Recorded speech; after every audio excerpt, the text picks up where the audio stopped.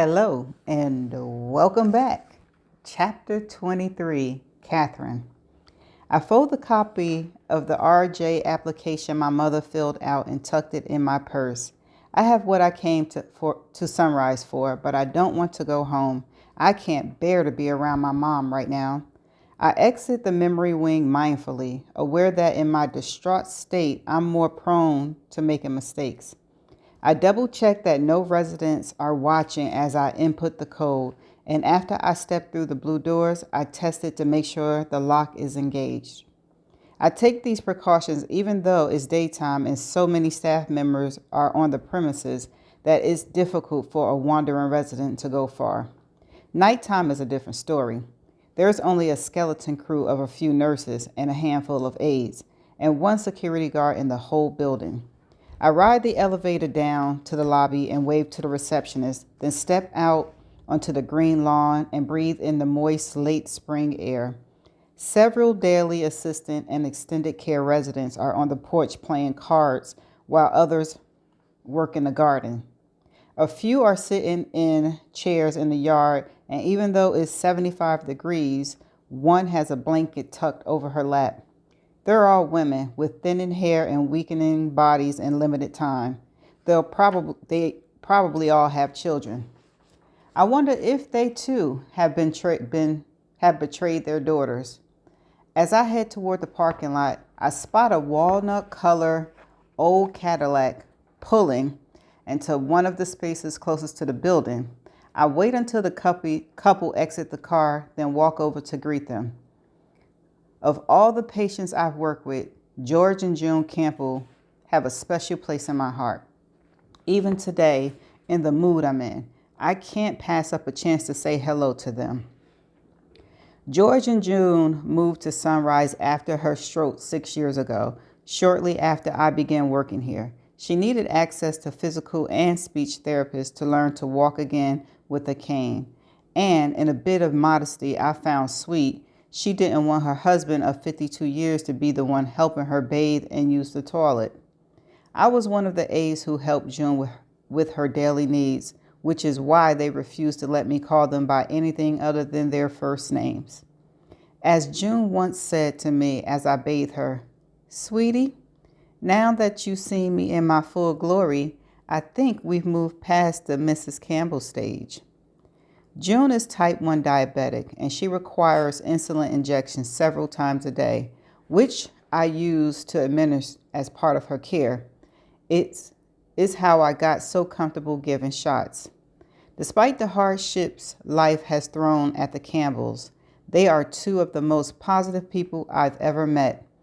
Even though I no longer work with them directly, we've stayed in touch, and occasionally they call or text and invite me over for lunch or a drink. "Catherine," June cries when she sees me. She's wearing a teal blue dress and pearls, and George has on a button-down shirt and tan slacks. The two of them always dress elegantly, even when they're just running errands. I give them each a big hug. "How many more days until you leave?" June asks. It takes me a moment to remember. A week, I tell her, but don't worry, I'll come by before I go. "We're going to hold you to that," George replies. We chat for a moment, but I can tell June is tired, so I excuse myself and promise to visit them soon. The moment I bid the Campbells goodbye, the brief respite their presence provided evaporates.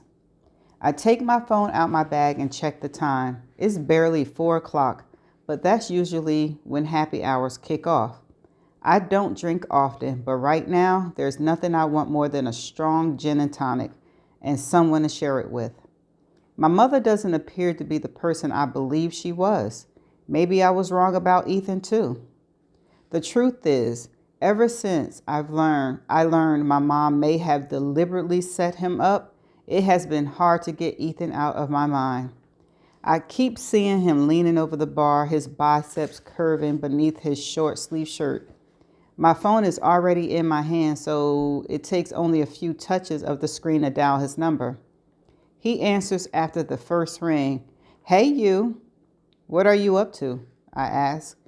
I can hear a smile in his voice when he replies, waiting for you to come over.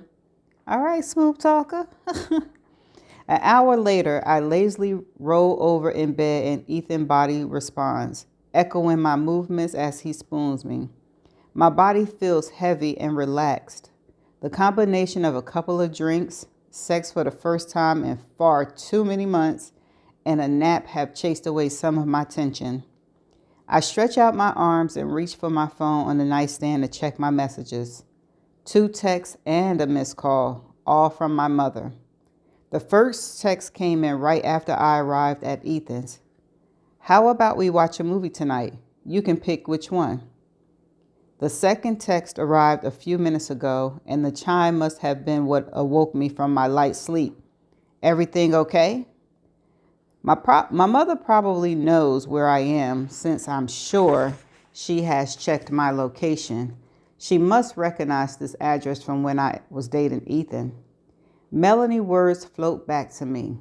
Wow, you still share your location with your mom? My mother bought me my first cell phone. She's the one who set up the location sharing system then. I never changed it, just like I never really changed anything else she did or told me. The injustice of it all begins to boil inside me, erasing the fragile sense of peace brought on by cold gin and Ethan's warm body. I'm 24 years old, yet my mother tries to constantly watch over and control me. I don't know if I'm more upset with her for doing it or with myself for allowing it. My anger fuels my resolve for what I need to do next. I slide out from beneath Ethan's heavy arm and put my bare feet on his not too clean bedroom floor. Where are you going? His voice is raspy with sleep. I need to make a call. It's important. My phone is dead. Can I use yours? He sits up, rubbing his eyes and blinking. He reaches for the phone on the floor next to his side of the bed, and his fingers move across the screen for a few moments. My impatience grows as I wait. Ethan is probably covering up something he doesn't want me to see. Maybe texts from girls he has been flirting with. He finally tosses it to me. Thanks. I walk across the room and reach for my purse, too intent on my task to be self-conscious about my nakedness. I pull out the folded piece of paper and dial the number for the reference my mother put down. A woman named Diane Brown. I never heard of her, and I have no idea how she knows my mother well enough to be a reference, so I'm going to have to finesse my way through this.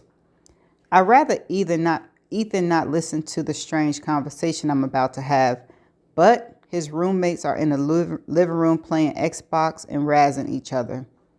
Ethan's arms are folded behind him on the pillow. He's watching me from beneath his heavy-lidded eyes. I lift a finger to my lips, then dial the number. It rings a few times, then goes to voicemail. The generic automatic message tells me to leave my name and phone number, but I hang up before the beep.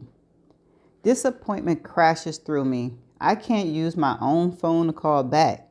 Caller ID will identify me, and there's no good explanation for why Ruth Sterling's daughter is calling a reference to inquire about Ruth Sterling.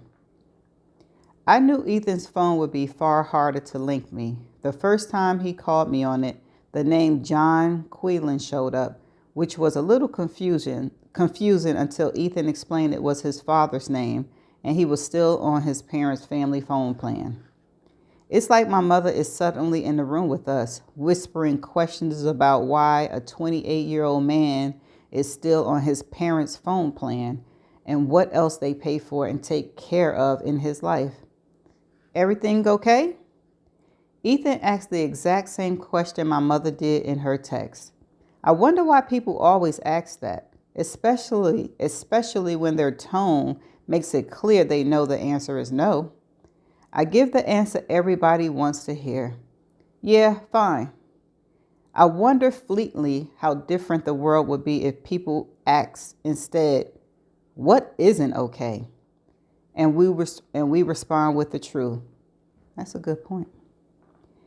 Ethan's phone buzzes and I toss it back to him without looking at the screen. Ethan and I aren't a couple. It's none of my business who's texting him. I fold up my mother's work application again and put it back in my purse. I spent a lot of time Googling her this morning, but her name is common enough that there's both too little and too much on the internet to be of any help.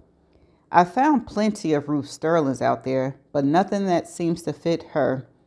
Even when I added my mother's birthday, August the 2nd, to the search, none of the hits were a match.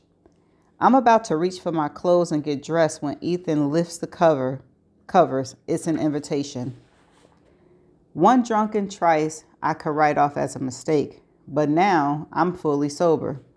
I hesitate, remembering Ethan's strong hands holding mine above my head as he slid apart my legs with one of his, murmuring, "I've missed this body."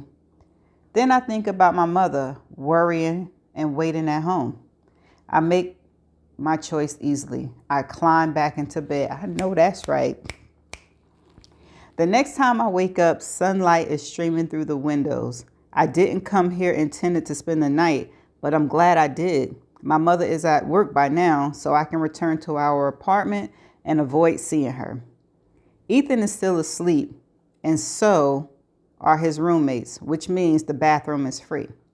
I pull on yesterday's clothes and tiptoe down the hall. I use my finger and a dab of toothpaste to clean my teeth as best as I can, then splash water on my face. I'm about to try to straighten a chunk of my hair that is sticking up when someone knocks on the door. I open it to see one of Ethan's roommates standing there in nothing but boxers, his eyes half shut. Sorry, Caitlin, he mutters, really need to take a leak. Be my guest, but I'm not Caitlin. His eyes widen. He looks at me, then back towards Ethan's bedroom. My bad. I wait while the roommate noisily pee for what seems like an inordinately long time. When he finally comes out, he brushes past me with a mumble, "Thanks." I step into the bathroom again, this time leaving the door open and try to finger comb my hair. It only makes things worse, so I look around for a brush. I don't see one on the vanity, so I pull open the drawer beneath the sink. A fat pink cosmetic bag is in the drawer. I stare at it for a moment, wondering if I really want to know what it contains. Then I realize I already do know. I unzip the bag and see a toothbrush, secret deodorant, and a pink disposable razor, a round brush, and a tube of Kush mascara, a travel-sized vial of perfume. The sorts of things that a woman who is in a serious relationship keeps at her boyfriend's place in case they end up sleeping there and she needs to put herself together the next morning. I know because when Ethan and I were together, I kept a similar bag in this very drawer. I zip up the pink bag and decide to give up on my hair. I walk back into Ethan's bedroom. He's hunched over the covers, whispering into his phone. I quietly gather my things. By the time I'm slipping on my shoes, he has hung up. Was that Caitlin? He flinches. Look, I didn't plan on this, but when you called, don't worry about it. I didn't exactly expect us to get back together. I did think about it for a few minutes, though. Ethan is far from dependable, but for a little while there, he felt like the most solid thing in my life. As I start to exit the bedroom, Ethan jumps out of bed and pulls on his boxers, scrambling to catch up with me. I walk through the living room, seeing the beer bottles and the bongs on the coffee table, the sofa cushions in disarray. I don't need to go into the kitchen to know the state it's in. Pizza boxes piled on the counter, a carton of orange juice in the fridge alongside a few Gatorades for hangovers. I haven't been here in a year, but not a single thing has changed. His phone is ringing. It's probably Caitlin, wondering why he hung up so abruptly. Maybe she is out of town, or perhaps she works a night job like Ethan.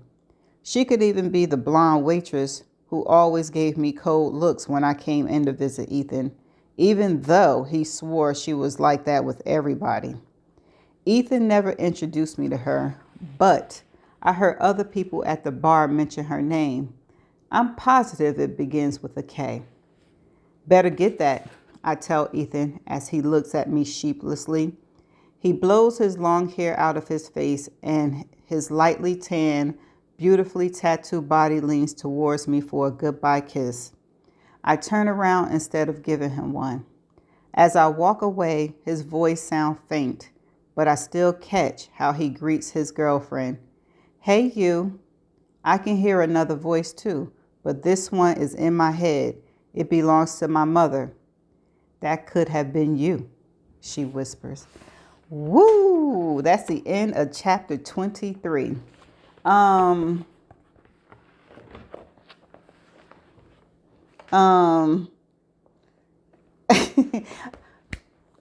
no, I'm just joking. Well, she got a little bit of relief, right, from being angry with her mother. So therefore, her head is a little bit calmed down when she approached her mother. But maybe she get a little bit more reprieve because her mother did go to work and she's about to be headed home. But did her mother go to work, or is she waiting for her? And she's 24. And is she really finally getting ready to cut the cord with her mom? Or is she going to stay like that until she gets some answers and stuff like that from her mom? Guess we'll find out. I'll see you in the next chapter, chapter 24. Bye.